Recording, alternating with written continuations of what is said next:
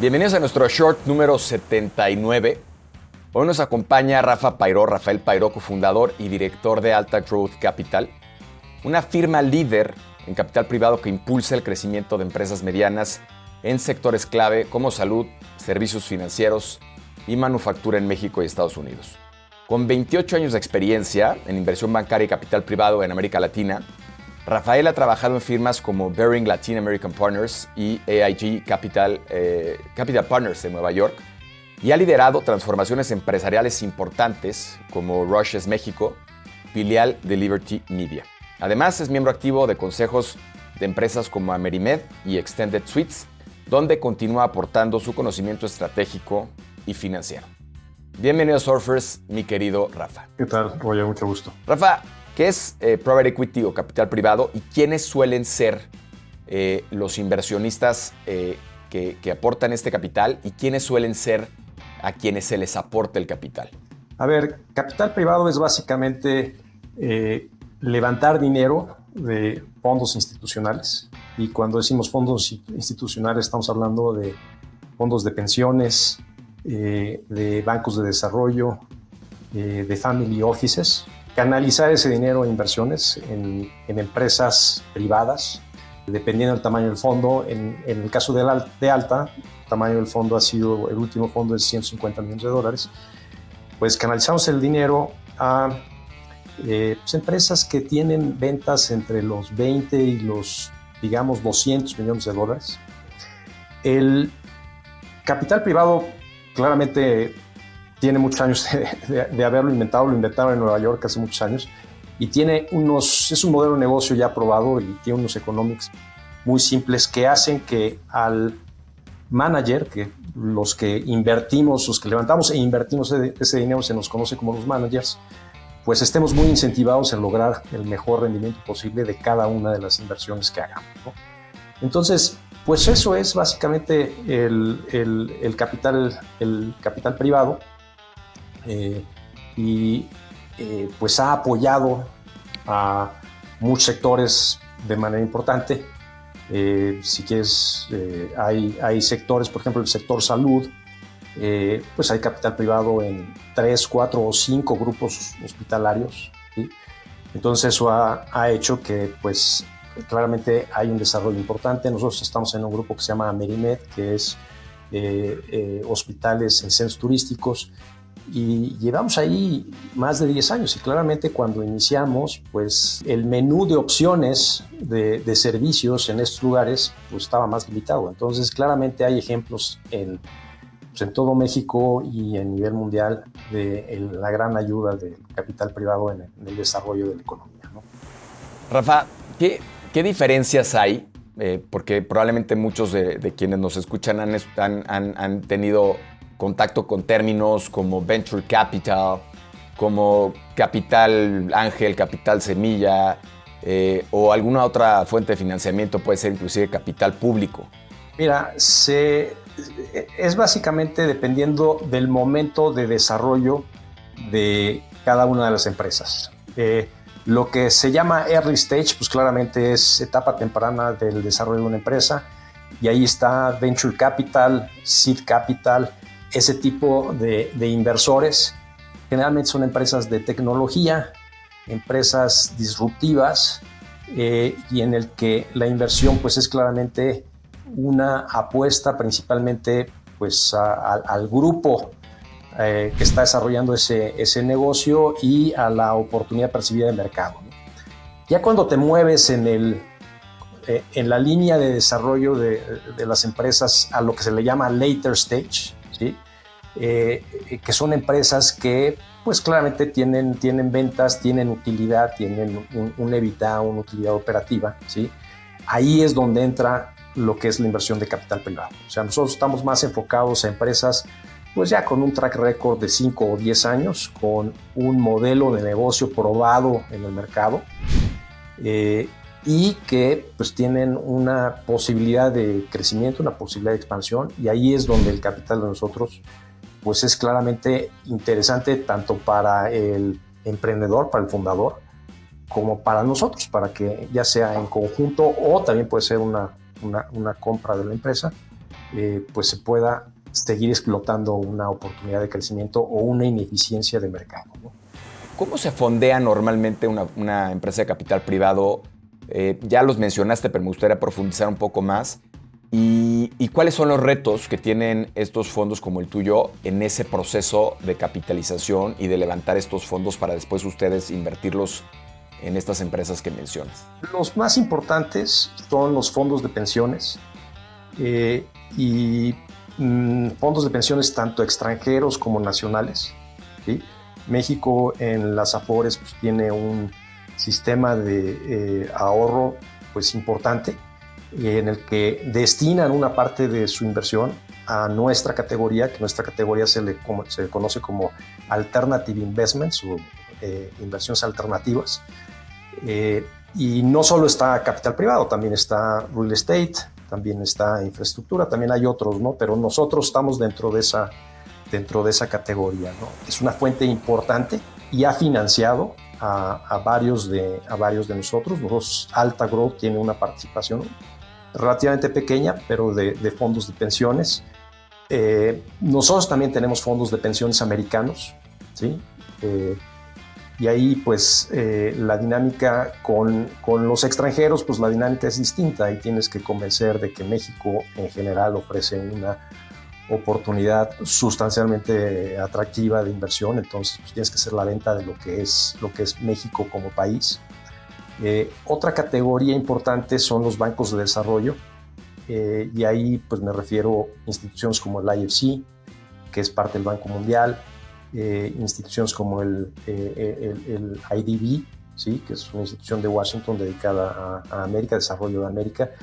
Este tipo de instituciones claramente tienen un mandato, una misión de propiciar el desarrollo y sobre todo en países con mayores necesidades. Entonces, de repente hay unos bancos para los que México califica y hay otros bancos para los que México ya está más allá de lo que ellos buscan, ¿no? Entonces, pero esa también es otra categoría importante y también es otra categoría de inversionistas institucionales que gracias a Dios nos han apoyado y nos continúan apoyando en Alta.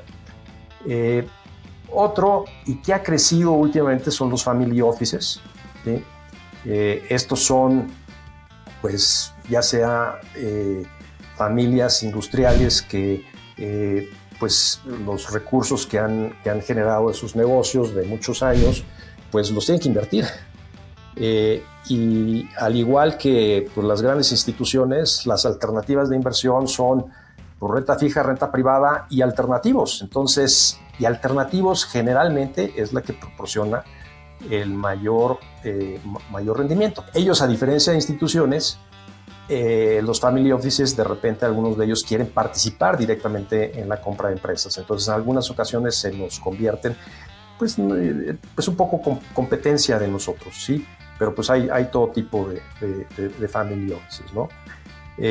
Otras categorías, pues si entramos a temas como endowments de universidades, estos grandes fondos que tienen las universidades y que pues nuevamente tienen necesidades de invertir, de diversificar, compañías de seguros, bancos, etcétera, pues los grandes tenedores o inversionistas a nivel mundial.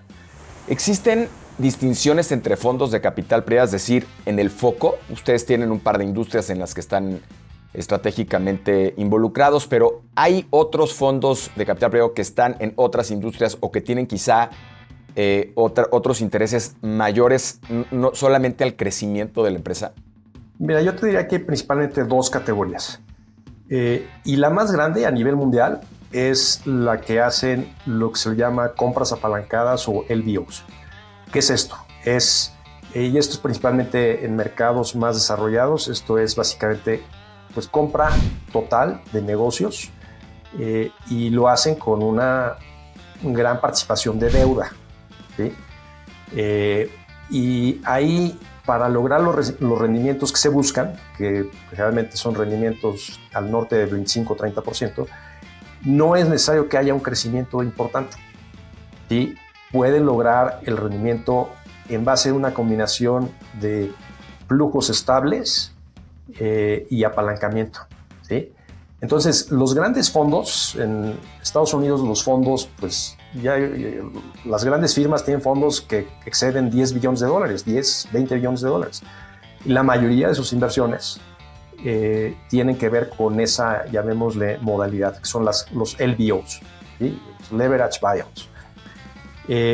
Mercados como México, ese tipo de oportunidades no son tan comunes. Sí las hay, sí las ha habido, ¿sí? Pero México sí es una economía que pues, tiene sustancialmente más oportunidad de crecimiento que otras, ¿sí? Y segundo, el tamaño de los fondos de 150 millones a 300 millones de dólares, ¿sí? En los que el ticket de inversión va a ir de 20 a 50 millones de dólares, yo te diría que muchos de nosotros vamos principalmente por crecimiento. Y es la categoría que se le llama Growth Capital, Growth Equity, ¿sí? Así se le llama a la categoría. Entonces, nuevamente, son empresas pequeñas, medianas, con oportunidades que están atendiendo algún tipo de ineficiencia en el mercado, por lo tanto tienen una oportunidad de crecimiento. Y los crecimientos que estamos buscando, nuevamente, son con que se logra un crecimiento de arriba del 10%, pues la verdad es que es un crecimiento muy bueno. Ya cuando logras crecimientos mayores en alta, bueno, portafolio de inversiones siempre va a haber empresas. Nosotros ahorita tenemos del orden de unas 14 empresas, pues siempre va a haber las empresas que vienen creciendo arriba del 15%, y por el otro extremo empresas que pues pueden no tener crecimiento, inclusive tener decrecimiento, ¿sí? Pero esos serían principalmente, Roger. ¿Cuál es su idea de participar en esta empresa? ¿Salen de esta empresa en el orden de X número de años o cuando la empresa llega a un tamaño determinado?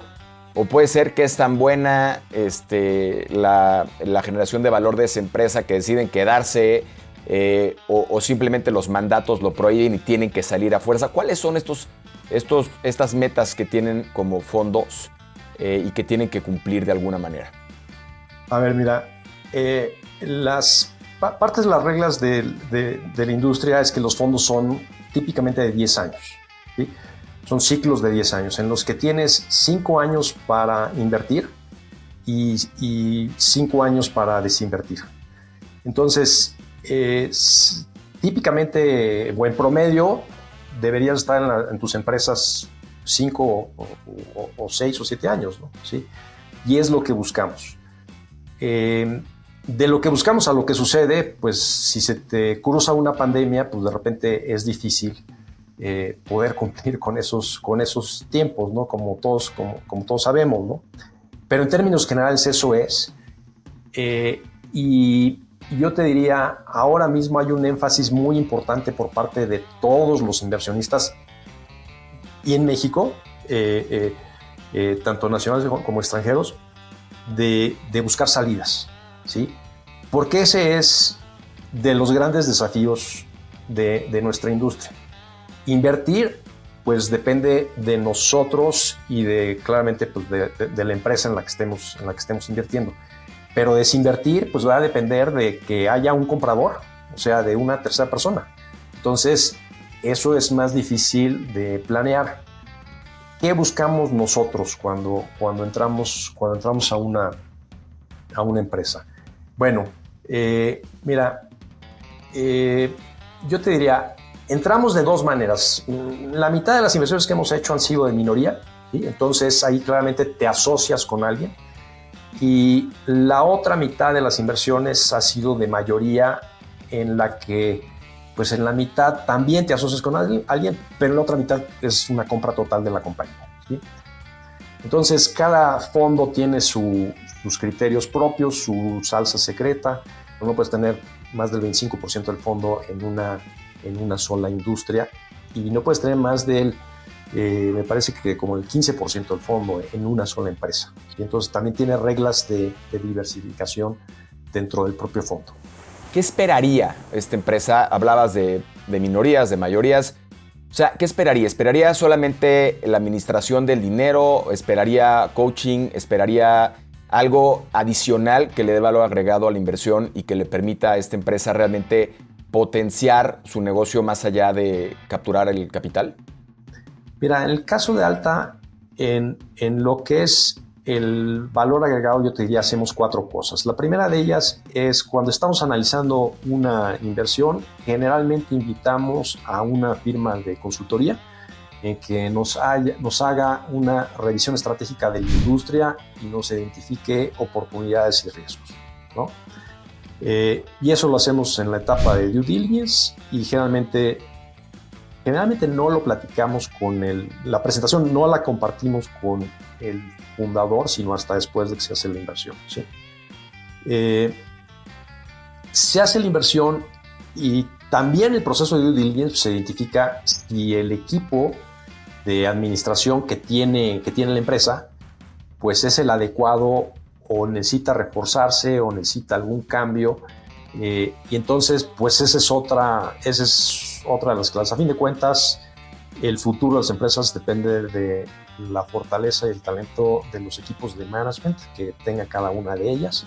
Así es que, pues ese es el elemento más clave en el que nos involucramos, ¿no? El tercer elemento que implementamos es todo lo de la institucionalización. ¿Y qué es eso? Bueno, pues es gobierno corporativo. Sí, hay muchas empresas que ya lo tienen antes de entrar con nosotros, pero pues es las mejores prácticas de gobierno corporativo, un consejo, generalmente, más bien siempre con consejeros independientes con experiencia en la industria en la que se está invirtiendo, ¿sí? En los que hay reuniones trimestrales y un comité ejecutivo que pues va a tener reuniones mensuales, ¿sí? Y el cuarto elemento de valor agregado de lo que hacemos tiene que ver con el tema de iniciativas estratégicas, adquisiciones, expansiones, y en eso sí nos involucramos nosotros. En eso pues tenemos bastante experiencia. Nosotros no nos involucramos en la operación, pero si se trata de hacer una adquisición, claramente es lo nuestro. Bueno, nos gusta involucrarnos. Si hay que hacer una expansión puntual, nos involucramos en el análisis y en ese tipo de cosas, ¿no? ¿Qué retos ves en la industria hoy? ¿Qué retos ves en el fondeo? ¿Qué retos ves en México y en Latinoamérica en términos de private equity?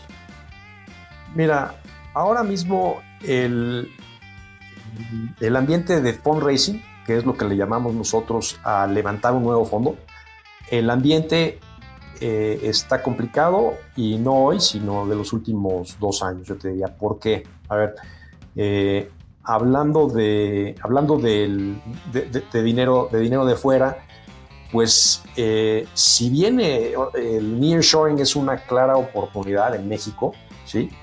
Y ha traído la atención de inversionistas extranjeros, pues tiene claros desafíos.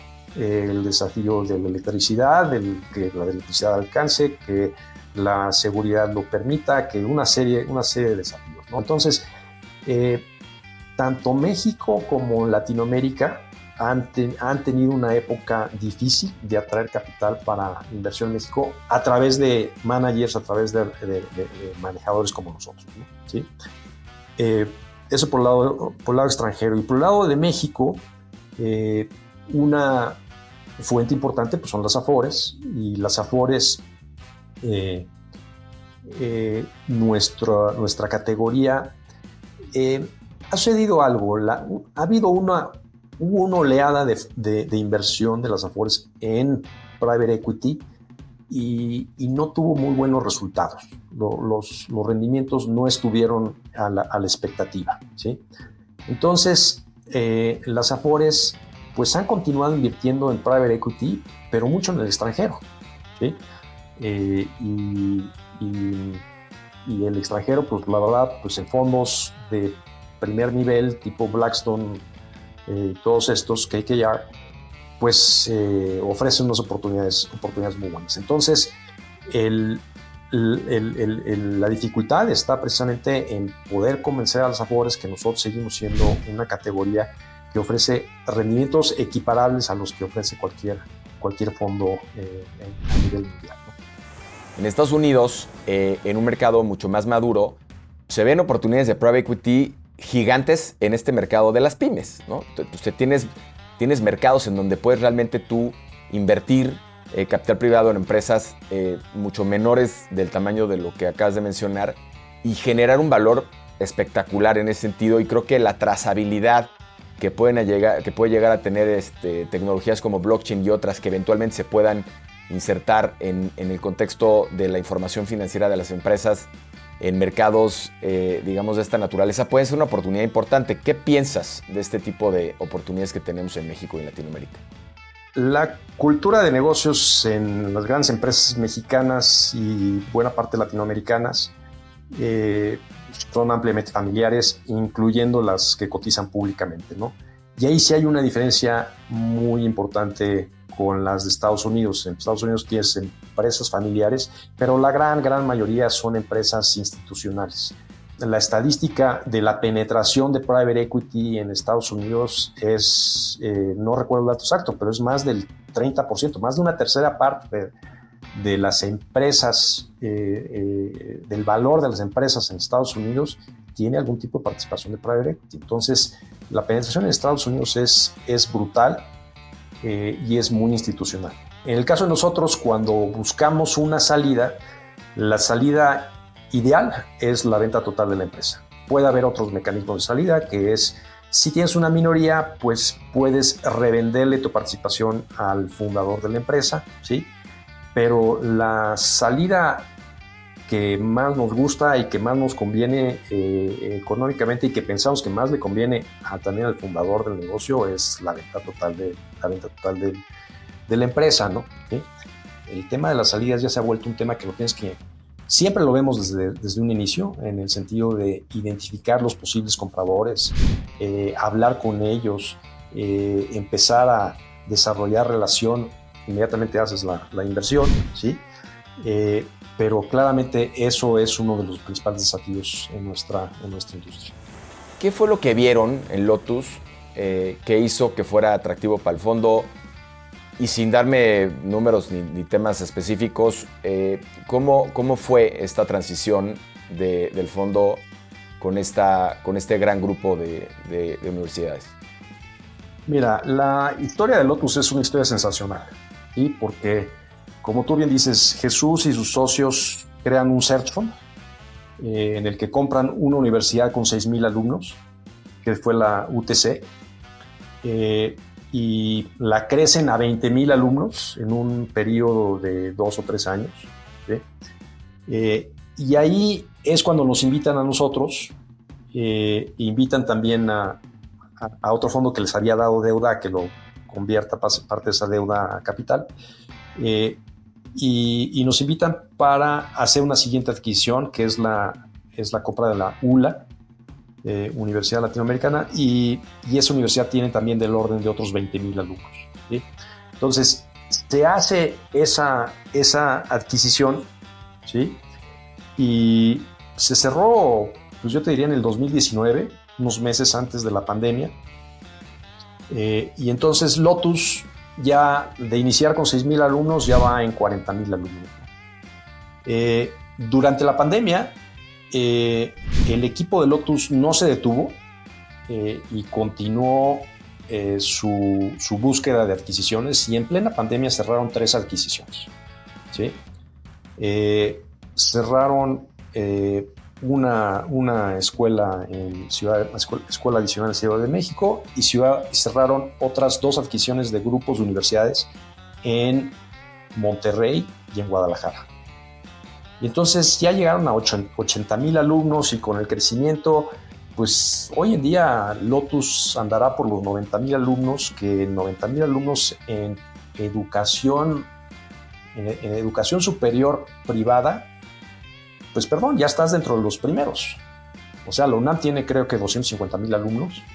Después hay un grupo que se llama Lore, que sí es privado, y estaba del orden de 200,000 alumnos. Ahorita no recuerdo cuántos tendrá ahorita, pero después siguen ellos. Así es que, y luego pues se vendieron y se unieron con Nasser, que es otro grupo que también tiene universidades. Entonces, la verdad de las cosas es que ha sido una evolución brutal.